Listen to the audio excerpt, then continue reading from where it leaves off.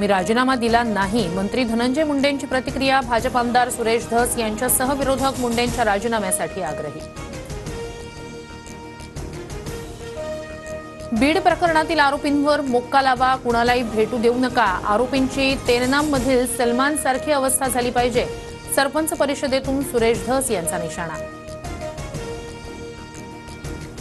पुरावे नसतानाही भाजप नेते सुरेश धस यांच्याकडून धनंजय मुंडेंवर आरोप. अजित पवारांकडून देवेंद्र फडणवीस यांच्यासमोर नाराजी व्यक्त. सूत्रांची माहिती. फडणवीस अजितदादा बीडचं राजकीय पर्यावरण लवकरच बदलतील. मंत्री पंकजा मुंडे यांचं सूचक वक्तव्य. बंधू धनंजय मुंडे यांच्या राजीनाम्यावर भाष्य करण्यास नकार.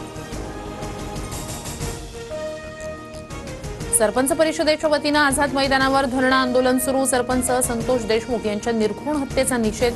लातूर ते अंबाजोगाई रस्त्यावरही चक्काजाम आंदोलन सुरू.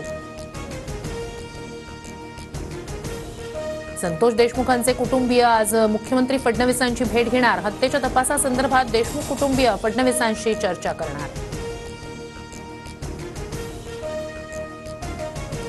मनसेची महायुतीसोबतची युती एकनाथ शिंदेंमुळे फिसकटली.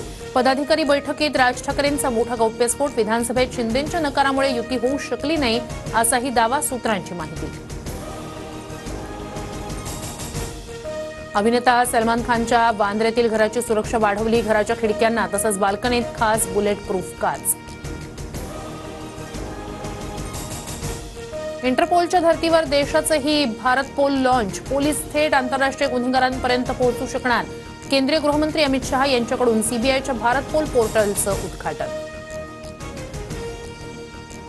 नागपुरात एचएमपीव्ही विषाणूचे 2 संशयित रुग्ण आढळले. 7 वर्षीय मुलगा आणि 13 वर्षीय मुलीला विषाणूची लागण झाल्याचा संशय. दोन्ही लहान मुलं उपचारानंतर बरे झाल्याची माहिती.